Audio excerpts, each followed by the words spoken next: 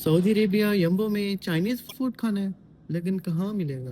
आज मैं आपको ले चलता हूँ एक ऐसी जगह जहाँ इंडिया और चाइना एक ही प्लेट में मिलते हैं। ओह नहीं नहीं नहीं, सॉरी सॉरी, एक ही प्लेट में मतलब उनका खाना मिलता है। बाहर से बिल्कुल normal road, cars, traffic, routine life, लेकिन इस बिल्डिंग के अंदर एक पूरी अलग दुनिया है। जैसे ही अंदर आए, चाइनीज़ ट्रेडिशन वाइब्स और साइड शेल्फ पे आर्टिस्टिक स्ट्रक्चर्स, लग रहा था जैसे रेस्टोरेंट नहीं, आर्ट गैलरी में वॉक कर रहे हैं। यहाँ चलना भी एक्सपीरियंस है। खाना बाद में, पहले डेकोरेशन डाइजेस्ट करो। देखें जी, इसे कहते हैं ग्रैंड एंट्रेंस। भाई मैं तो सिर्फ खाना खाने निकला था, पर लगता है गलती से पासपोर्ट ऑफिस पहुंच गया हूँ। एक तरफ ताजमहल है, दूसरी तरफ चाइना की दीवार, और बीच में ये हाथी भाई खड़े हैं, जैसे मुझसे मेरा वीज़ा मांग रहे हो। इतनी सारी आर्टिस्टिक चीज़ें देखकर समझ नहीं आ रहा कि पहले फ़ोटो खिंचवाऊँ या मेन्यू मंगवाऊँ। इतना पैसा डेकोर पर खर्च कर दिया कि मुझे डर लग रहा है कि बिल देखकर कहीं मुझे ताजमहल ही ना बेचना पड़ जाए। चाइना की दीवार से गुजरने के बाद हाथियों को सलाम किया। अब उम्मीद है कि टेबल तक पहुंचते पहुंचते मेरा दूसरा जन्म ना हो जाए। इतना लंबा रास्ता तो लाहौर से कराची का भी नहीं है जितना कि इनके एंट्रेंस का है।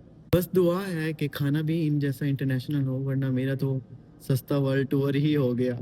रिसेप्शन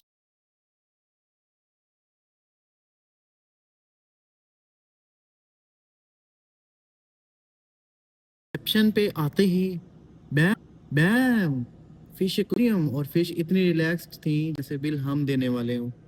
भाई बाहर तो सिर्फ ट्रेलर था, असली फिल्म तो अंदर शुरू हुई है। एक तरफ चाइनीज लालटीन का स्वैग है, तो दूसरी तरफ इंडियन रॉयल्टी वाली दीवारें। टेबल्स और चेयर्स इतनी क्लासी हैं कि मुझे डर लग रहा है कि कहीं बैठने के अलग से पैसे ना मांग ले। सच बताऊं तो समझ नहीं आ रही कि यहाँ चॉपस्टिक से बिरयानी खाऊं या चम्मच से नूडल्स। इंटीरियर देखकर लग रहा है कि चाइना और इंडिया ने मिलकर कोई इंटीरियर पीस डिजाइन की है। इतना सुकून, इतनी चमक धमक, दीवारों पर ऐसा काम है कि बंदा खाना भूल कर सिर्फ टाइल्स ही गिनता।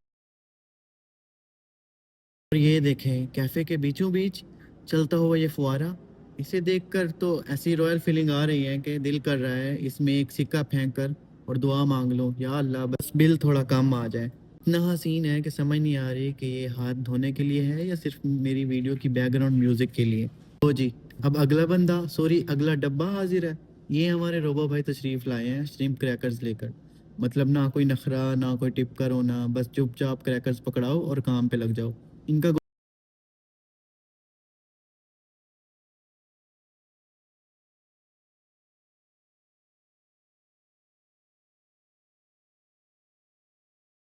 करने का तरीका भी अलग है।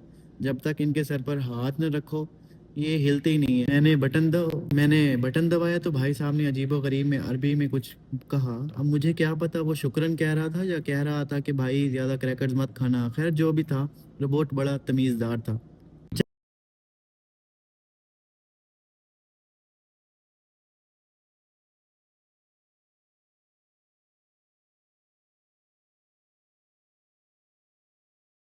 चलें जी, अब असली मुकाबला शुरू होता है। टेबल पर हाजिर है चिकन मलाई बोटी, सिंगापुरी बीफ चिली, चिकन जलफ्रेजी और वेजिटेबल राइस, जिनको देख के मुंह में ही पानी आ जाए।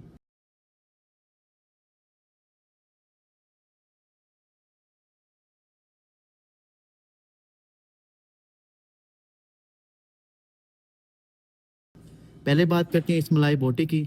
लुक तो बिल्कुल 10/10 है, नरम भी है, मगर भाई जो बात पाकिस्तान की मलाई बोटी में है वो कहीं नहीं है। वो जो कोयलों की खुशबू और कराची लाहौर वाला चस्का होता है ना, उसे कोई रोबोट या इंटीरियर मैच नहीं कर सकता। फिर भी बुरा नहीं था, लेकिन इस पूरे कहानी का असली हीरो कोई सालन नहीं, बल्कि ये सऊदी शैम्पेन थी। भाई मज़ा ही आ गया। ठंडा ठार जूस, उसमें तैरते हुए एप्पल स्लाइसेस, ऑरेंजेस और लाइम का चस्का, इतना रिफ्रेशिंग कि हर सिप के साथ लग रहा था कि बस लाइफ सेट है। ये शैम्पेन नहीं, जन्नत का शरबत है। तो डालें इस सिंगापुरी बीफ चिली पर मसाले और बीफ का ऐसा मिलन कि दिल खुश हो जाए। और ये जलफ्रेजी भाई बिल्कुल परफेक्ट। टेबल राइस लिए, उसके ऊपर ये स्पाइसी सिंगापुरी बीफ चिली रखी और साथ में मलाई बोटी का एक नरम सा टुकड़ा। भाई ये जो कॉम्बिनेशन बना है ना, it's like a party in mission accomplished.